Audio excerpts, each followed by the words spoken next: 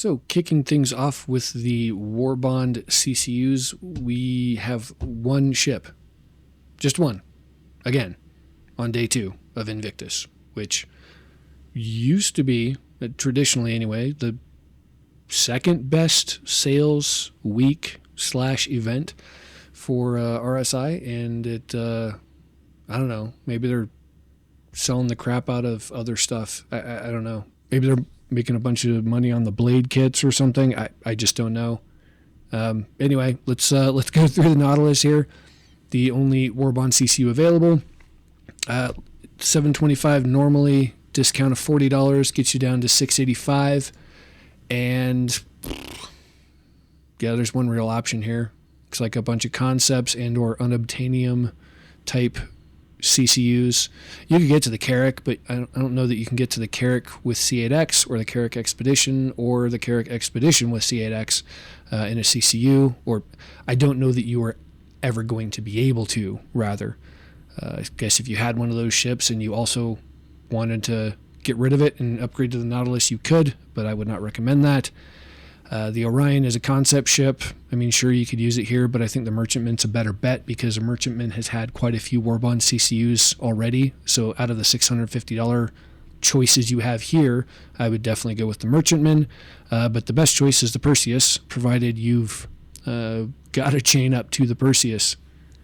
That's the way to go. $10 for $40 discount. That's pretty much the way to go. Second best choice would be the Merchantman, just because of the frequency of Warbond CCUs available for it. Even if the price increases, you're locking it in at $35. It's not a killer deal, but it's still better than the minimum 1-to-1 ratio, right? $1 discount for $1 new spend. So, yeah, I guess that would be the second best choice.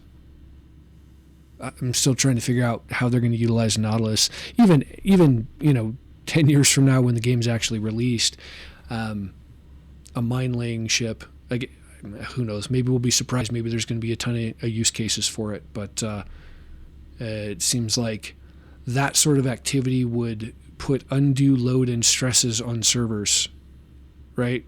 The way I would think of using it is you would map out an area of distinct purpose for defense, or maybe around one of the player-based space stations or something, lay the mines, and you'd have some sort of a grid that would be protective, and you would have a way, friend-foe kind of capabilities with the mines. I'm sure they'll build those in and there won't be any bugs. But I don't know. It seems like a cool ship if they can figure out a way to actually use it in the verse. But anyway, that's our only Warbond CCU today. There's nothing left. I keep checking since this stuff goes live at about 11 a.m. my time locally. It's about an hour later, and still there are no additional Warbonds. If something comes up, I'll definitely let you guys know. But I'm a bit confused as to why they're doing so few Warbond. As far as game packs go, it's the same as yesterday. No additional changes. We've just got the Pisces and the Titan. No other changes here. As for standalone ships, it's the same as yesterday as well. Same Warbond for the Flight Blade plus vehicle or ship kits. I guess I should just say ship kits because I didn't see any vehicles with the kits on them. Yeah, so nothing's changed here. It's all the same. And what's weird is they're offering the kit for the Pisces, but I don't see, like in the game packs, right? And in the add-ons, I just don't see it here. Maybe I just missed it. Yeah, I don't see it here, so I don't know what's going on with that. They do have the Titan with the blade kit that they don't have the Pisces for some reason. Again, missed opportunities here. Like it's not like I'm going to buy them, but I'm sure somebody out there would. But I don't know. I guess this is where all the Warbonds are this year. Is the weapon kits for specific ships and vehicles. We've got the Nova here, and that's it. I don't know. It feels like I'm missing something. Maybe they're selling so many of the Idrises or the Javelins or whatever these are, all these special event ships. Maybe that's what they're banking on. I don't know. Just, I mean, lackluster pretty much doesn't even cover how I feel. It is lame. This is Invictus. This is when we're supposed to get a bunch of Warbonds. Maybe they're phasing Warbonds out. What the hell do I know? Right? I don't work there. But, yeah, kind of bummed. Not much new to report. There's Nautilus. Best case scenario is the Perseus. Second best is Merchantman. Would not recommend any of the Carracks, of course, or anything below that for that matter. So there you have it. Quick and to the point today. So I did try out the MTC today early in the morning, and it is a cool little vehicle. I do like it. You've got full turret control currently, as it's been deployed in the verse in its first iteration. It's got functional storage. I like it.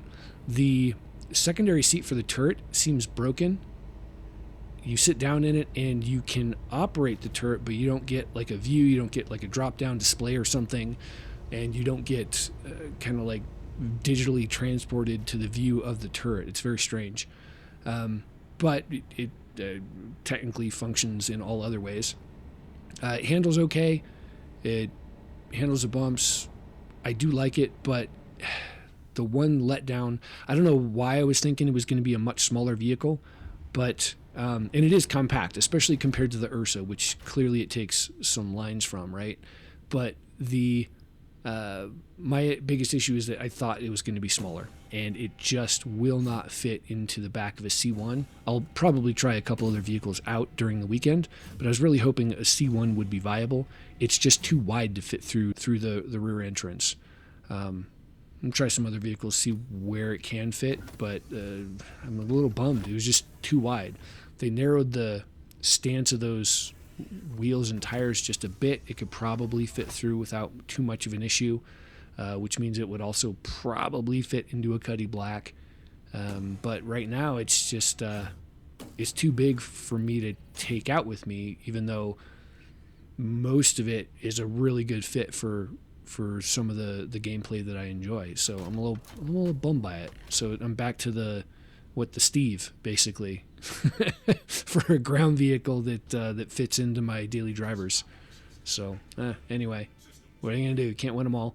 But if they slim this down sideways by about a foot, length seems pretty good, and even height was close, but I think height would have made it.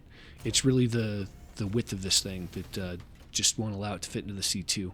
So it's a bit of a frustration on my part, but I don't know, what are you gonna do? But just to point out, like I'm not gonna buy this one, even using store credit, because I mean my daily driver doesn't fit in my daily driver, which means it won't fit in any of my other optional daily drivers. It'll fit into a C2, sure.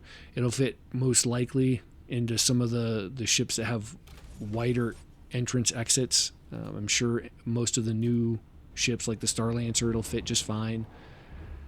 MSR for sure, right? But really that mid-sized tier is what I daily drive, and it just doesn't look like it's going to work, which is a bummer because I was really hopeful for it.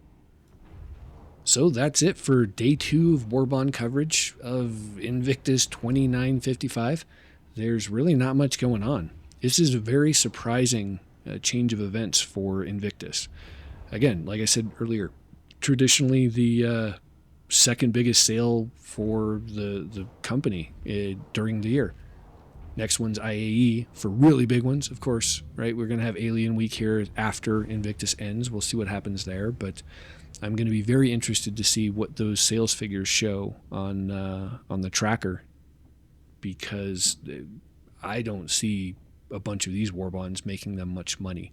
Now, granted, MTC is probably going to sell a lot. It's quite a good vehicle. My complaint that it doesn't fit in some of my daily drivers is inconsequential to the vast majority of people, right? Especially if you're doing team gameplay where you need a larger ship to carry this stuff anyway. It makes total sense.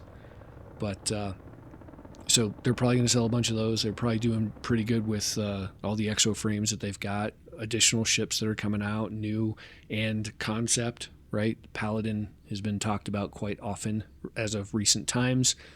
And Idris, right? They've got the whole limited ships that they're selling this Invictus as well. So maybe that's going to be enough to carry them straight up to that $1 billion mark for funds raised. I don't know. I guess we'll have to see.